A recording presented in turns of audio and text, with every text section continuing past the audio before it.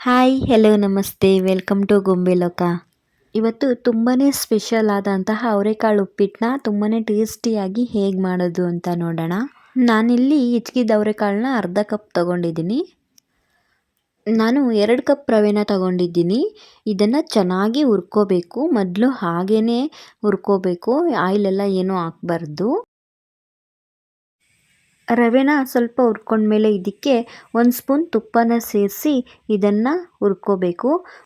ಇದನ್ನು ಮೀಡಿಯಮ್ ಫ್ಲೇಮಲ್ಲಿ ಇಟ್ಕೊಂಡು ರವೆನೆಲ್ಲ ಹುರ್ಕೊಳ್ಳಿ, ಯಾಕಂದರೆ ಸೀದೋಗೋ ಚಾನ್ಸಸ್ ಇರುತ್ತೆ. ಹಾಗಾಗಿ ಇವಾಗ ರವೆ ಕೂಡ ಚೆನ್ನಾಗಿ ಹುರಿದಿದೆ. ಇದನ್ನು ಒಂದು ಪ್ಲೇಟ್ಗೆ ಹಾಕ್ಕೊತಾ ಇದ್ದೀನಿ.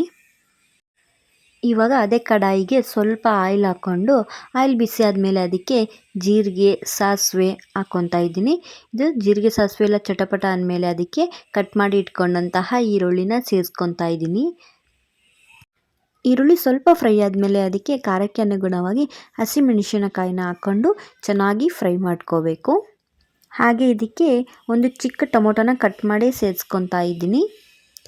ಟೊಮೊಟೊ ಎಲ್ಲ ಚೆನ್ನಾಗಿ ಫ್ರೈ ಆದಮೇಲೆ ಇದಕ್ಕೆ ಅವರೆಕಾಳನ್ನ ಹಾಕ್ಕೊತಾ ಇದ್ದೀನಿ. ಅವರೆಕಾಳನ್ನ ಹಾಕ್ಕೊಂಡು ಚೆನ್ನಾಗಿ ಇದನ್ನು ಫ್ರೈ ಮಾಡ್ಕೋಬೇಕು. ಎಣ್ಣೆಲೇ ಇದು ಚೆನ್ನಾಗಿ ಫ್ರೈ ಆಗಬೇಕು. ಹಾಗೆ ಇದಕ್ಕೆ ಸ್ವಲ್ಪ ಕರಿಬೇವು ಕೂಡ ಸೇರಿಸ್ಕೊತಾ ಇದ್ದೀನಿ.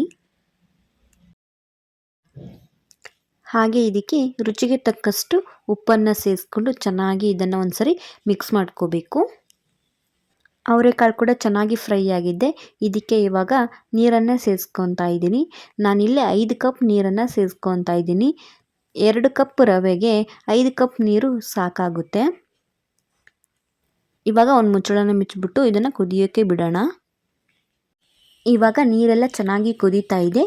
ಇದಕ್ಕೆ ಹುರಿದಿಟ್ಕೊಂಡಂತಹ ರವೆನ ಸೇರಿಸ್ಕೊತಾ ಇದ್ದೀನಿ. ರವೆನ ಸೇರಿಸ್ಕೊಂಡು ಇದನ್ನು ಚೆನ್ನಾಗಿ ಒಂದ್ಸರಿ ಮಿಕ್ಸ್ ಮಾಡ್ಕೋಬೇಕು. ಇವಾಗ ಇದಕ್ಕೆ ಒಂದು ಮುಚ್ಚಳನ ಮುಚ್ಚಿಬಿಟ್ಟು ಕುದಿಯೋಕ್ಕೆ ಬಿಡೋಣ. ಆವಾಗವಾಗ ಮುಚ್ಚಳನ ತೆಗೆದು ಇದನ್ನು ಕಲಿಸ್ಕೊತಾ ಇರಬೇಕು.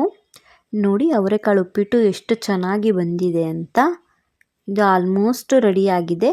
ಇವಾಗ ಇದಕ್ಕೆ ಮೇಲ್ಗಡೆ ಕೊತ್ತಂಬರಿ ಸೊಪ್ಪನ್ನು ಸೇರಿಸ್ಕೊತಾ ಇದ್ದೀನಿ.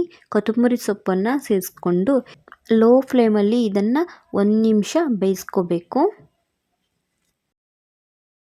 ಇವಾಗ ಅವರೆಕಾಳು ಉಪ್ಪಿಟ್ಟು ರೆಡಿಯಾಗಿದೆ.